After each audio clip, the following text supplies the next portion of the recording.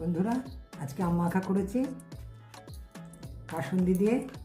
আম মাখা আমার হাজব্যান্ড খুব ভালোবাসে, ওকে একবার ডাকি, নিশ্চয়ই ভালো লাগবে। এই শুনছো, আম মাখা করেছি, খাবে এসো, নইলে কিন্তু শেষ হয়ে যাবে। এসো, দেখো খেয়ে দেখি কেমন হয়েছে। সমস্যা দাও নিজে খাবে না না, তুমি খাও আগে, বলছি তো আমি খেয়ে দেখেছি কেমন হয়েছে।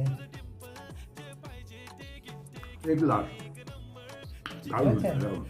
আর একটু খাও, একবার খেলে কি বোঝা যাবে। ছোটবেলায় মামা আঁকতো এগুলো, মায়ের মতো মনে হচ্ছে। যাক, তোমার মায়ের হাতের মাখার মতো মাখা হয়েছে। তুমিও মা হয়ে গেছো তবে কি। বন্ধুরা, আশা করি তোমরা এইভাবে আম মাখা করলে তোমাদের খুব ভালো লাগবে।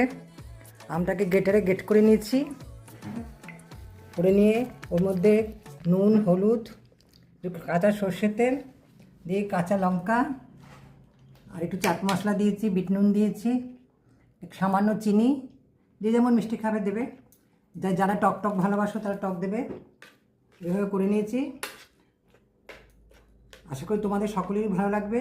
আর একটু কাসুন্দি দিয়েছি বেশি করে, ওটাতে দারুণ একটা টেস্ট লাগে কাঁচা আম মাখায়। তোমরা এভাবে করে দেখবে, দারুণ রেসিপি।